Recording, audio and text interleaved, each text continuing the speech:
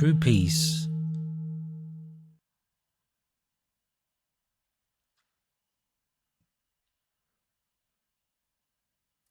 can only come when you have a total awareness.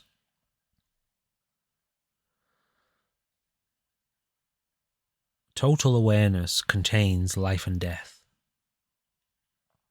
And by total awareness, that means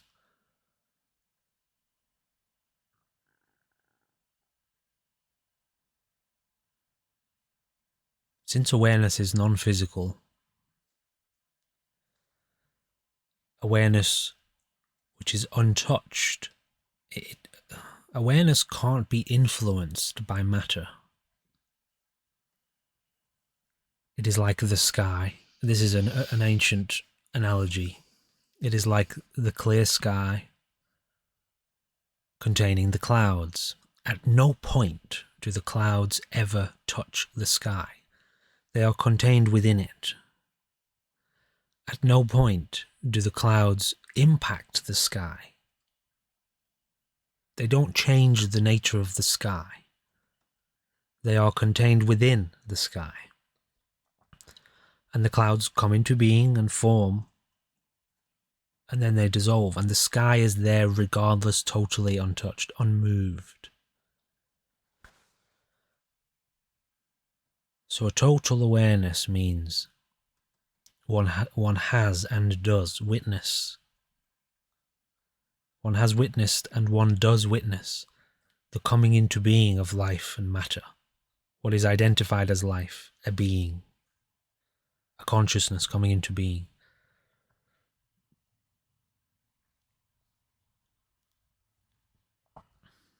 And a dissolving, a total dissolving of the consciousness, a coming into being and then a ceasing,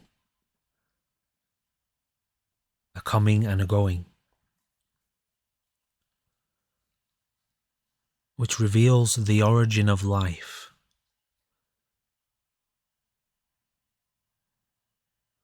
Which manifests through different states of mind. Not physical locations. Life didn't come from somewhere. Life, all of life and death, consciousness is a state of mind. And that is all there is. But there are various experiences of states of mind within consciousness.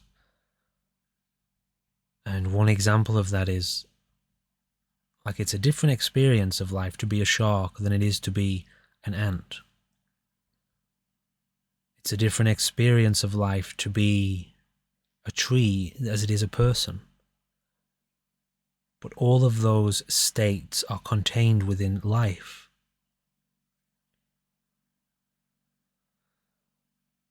So when one has witnessed the coming into being of the content of mind, mind itself, not a state of mind, but one has seen all states of mind dissolve and all states of mind come into being within mind, then one knows what happens at the peak of life and at the bottom of life. A modern language that you could use in order to explain this is, you know what happens when the universe ends.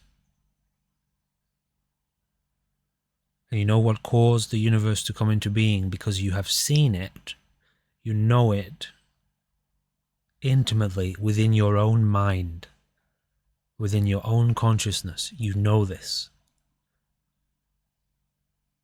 It is not possible to have true peace until this is known. Any other kind of peace is a temporary manifestation which is conditioned. You have peace because certain conditions have been met. Mm-hmm. But to know the nature of the sky behind the clouds, you know, the conditioned kind of peace is like the clouds are light and fluffy. It's lovely. It's lovely for everyone.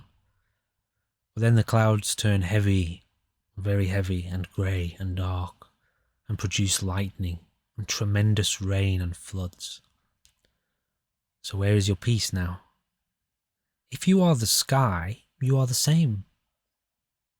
For the floods and for the lightness, the heaviness and the lightness behind that apparent duality is a unified, equanimous, meaning equal,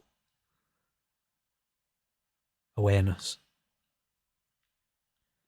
That is peace. That awareness is peace. Peaceful and peace.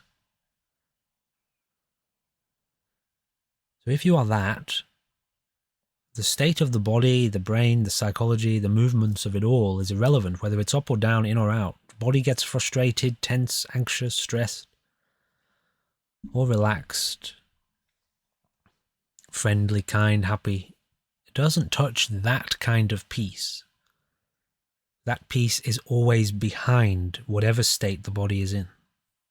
That's true peace. Which is why, anyone who's contacted this knows the way into it. They know that as the body and brain grasps more at experience and existence, its own existence, tension and stress amounts from that. And if that is released and relaxed, as that relaxation happens, the body becomes lighter again, and one's attention and experience returns to a total awareness, which is experienced as a return to peace. Anyway, I don't know why I said that, but that's what you see.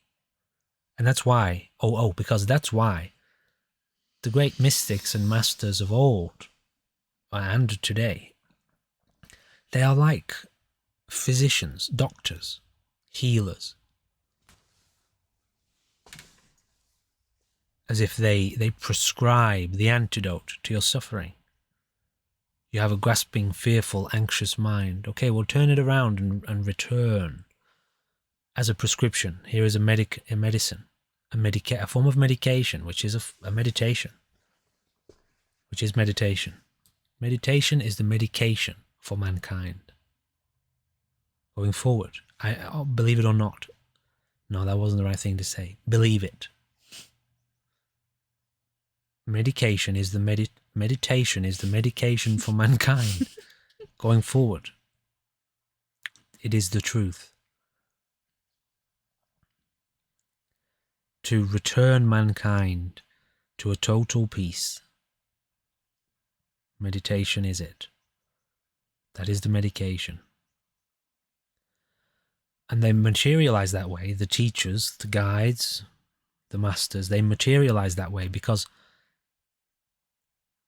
well, that's the truth of life.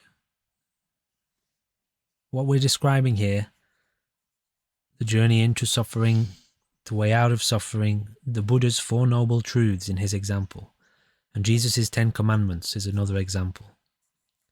They're a path laid down to help somebody reconnect with the truth of their life and life itself.